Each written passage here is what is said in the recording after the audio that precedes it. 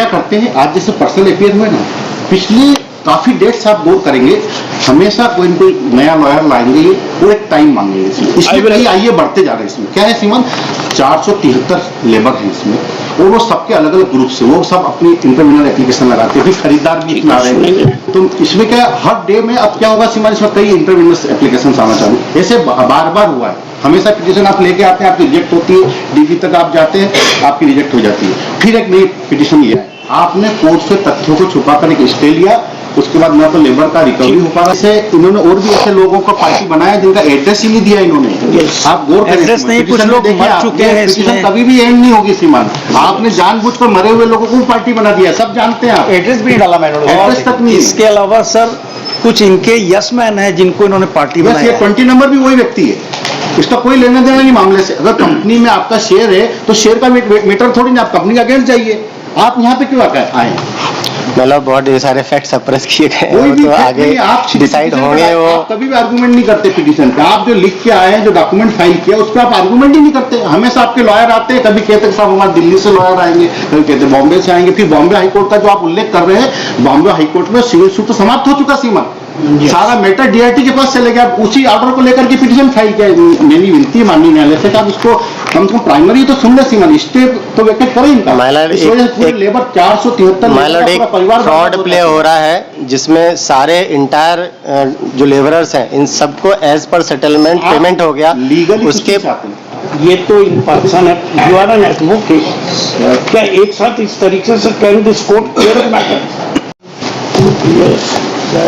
My Lord, मैं petitioner हूँ।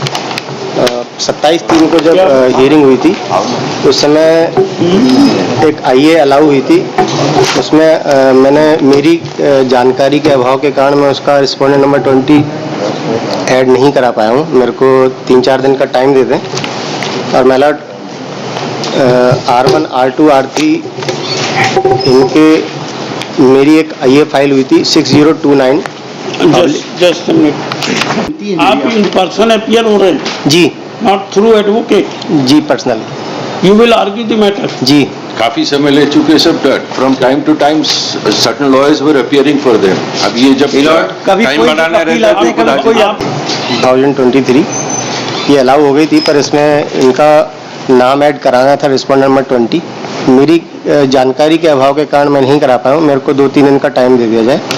Amendment करना है? जी जी। Who is representing number 20? अभी अजय आसुदानी जी आएंगे। अजय आसुदानी जी हैं शायद उनकी तरफ से। नंबर 20 के क्या, what is the matter? Matter my Lord ये था कि मैं पिटिशनर हूँ। मेरे फेवर में बॉम्बे हाई कोर्ट से 19/4/2004 और 17/3/2004, ये 17/3/2003 17/3/2003 में कोर्ट रिसीवर अपॉइंट हुआ। 19/4/2004 में बॉम्बे हाई कोर्ट के द्वारा बहुत ढेर सारे ऑर्डर्स दिए गए, जिसमें कलेक्टर को बाउंड किया गया कि सेल किस आधार पर होगी, कैसे होगी। उसके बाद क्या हुआ कि कुछ फैक्ट को सप्रेस करते हुए और लेबर कमिश्नर, लेबर यूनियन और प्रशासन, इन सब की मिली भगत से क्या हुआ कि पहले सेटलमेंट के तहत सारे पेमेंट ले गए। उसके बाद फिर 97 से इन्होंने दोबारा से पेमेंट को भुगतान के लिए आरआरसी इशू करा ली। अब माय लॉर्ड, जो मैटर ये है कि मैं उस जिस ज़मीन का ऑक्शन किया जा रहा है, वो ज़मीन मेरे को रिस्पोंडेंट नंबर 19 की लैंड है और मुझे लीज पे मिली हुई है। लीज राइट्स को प्रोटेक्ट किया हुआ 19/4/2004 के द्वारा। तो अभी मैंने क्या, मेरे ये जो who is making recovery? RRC is issued by labours और गवर्नमेंट का बकाया था। कंपनी अवैध तरीके से बंद कर दी गई थी, उसका रिकवरी आज तक चल रहा है। In person to order pass by माननीय न्यायालय द्वारा ही ऑर्डर पास हो। कई पिटीशन लगती रही। माननीय मामला 2002 से पेंडिंग है, उसके पहले से पेंडिंग है। माननीय न्यायालय द्वारा कई बार ऑर्डर किया, डे बाय डे के recovery order per day by day सुनवाई पर ये कार्रवाई हुई है। और ये आपके जो पिटीशन नहीं है तो बहुत डिले लगा। इसके पहले आपके कई पिटीशन रिजेक्ट हो चुकी है। माय लॉर्ड, किसी भी पिटीशन जी वेट करें जी माननीय सबसे पहले तो ये जिस P1 पे आप गौर करें, आप किसके लिए अपियर हो रहे सर मैं लेबर साइड से भी हूँ और आपने मुझे रेस्पॉन्डेंट नंबर 4 और 6 के रूप में संयोजित किया है इसको।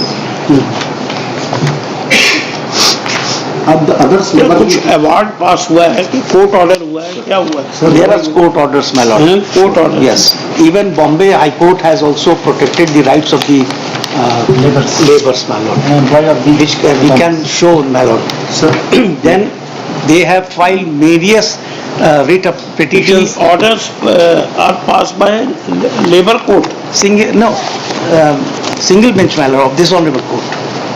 Labour My lord, this fact is suppressed by the. एक मिनट प्लीज. जी, sorry.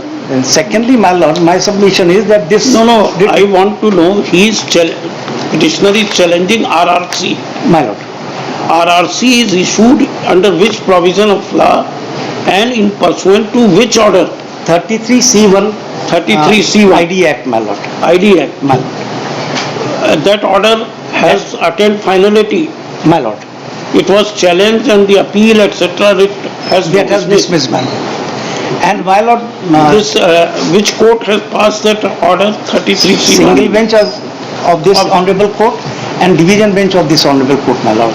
This unit is situated, trust is situated Ratlam, in Madhya Pradesh. Madhya Pradesh. My submission, my lord, that this writ petition is subject to res judicata, my lord. That And we will hear. आप किसके लिए हैं? I am respondent number 7, my lord. सबने reply file कर दिया. My lord. Who is number 20? My lord, I am appearing on 20. इसमें my lord, इसमें हमारी आईए अलाउ हुई थी लास्ट डेट ठीक है, अमेंडमेंट करने दीजिए. आपने रिप्लाई फाइल किया क्या अभी? सर पिटीशन की कॉपी अवेलेबल नहीं हुई है. उनको कॉपी जी, दीजिए. जी. My lord, I am appearing, my lord, IA number 2161 for intervenor, my lord. In this matter. तो hearing My के lord, समय कॉपी नहीं सर्व हुई अभी My मेरे lord, इसमें क्या है? कॉपी दे दीजिए उनको. मैंने जो गवर्नमेंट से जो लैंड परचेस की थी, my lord, उसके बाद मुझे मेरी लैंड पर आके आपके द्वारा डराया धमकाया जा रहा है, मेरी फसल को चौपट किया गया है, my lord. तो यहाँ क्या करेंगे? वहाँ जाइए ना, अपना नहीं, करिए my lord, complaint. आपने ये फैक्ट छुपाए हैं, इनसे लैंड मैंने ले चुका हूं, my lord. ऑक्शन में लैंड ली मैंने, honourable court We have to examine only validity of the RRC. आपके साथ कुछ गलत हो रहा है तब हाउ वी कैन मेरे ग्रांट साथ यू. इसलिए गलत हो रहा, my lord, क्योंकि मैंने ऑनरेबल कोर्ट के आदेश, भाई आपकी पिटीशन नहीं है, आप इंटरवीनर है. इंटरवीनर को कोई राइट नहीं है. मैं इसीलिए गुजारिश कर रहा हूँ कि मुझे भी मौका दिया जाए हीरिंग का, my lord. भाई और- कैसे आपका क्या मैंने लैंड परचेस की ना, my lord. मैंने जो भुगतान किया उसके आधार पर तो आरआरसी का पेमेंट जमा हुआ है, my lord. आप ये देखें आईए नंबर 2161 और चलिए ठीक, उनको कॉपी दीजिए पिटिशनर को. जी, मतलब रिप्लाई फाइल करने के लिए भी टाइम मान लीजिए और भी आईए पेंडिंग है, लेबर साइड से भी इसमें एप्लीकेशन लगाई है, आईए नंबर 2524. क्या स्टे है क्या? जी, जी. इन्होंने क्या किया श्रीमान कि माननीय न्यायालय से तथ्य छुपाया कि ये लैंड बिक चुकी है सारी. आप क्या कर रहे हैं कि बिकी हुई लैंड पर स्टे ले लिया और उसके बाद क्या किया, जो आरआरसी पेंडिंग है लेबर कमिश्नर के यहाँ, उसको आप रिलीज नहीं होने दे रहे.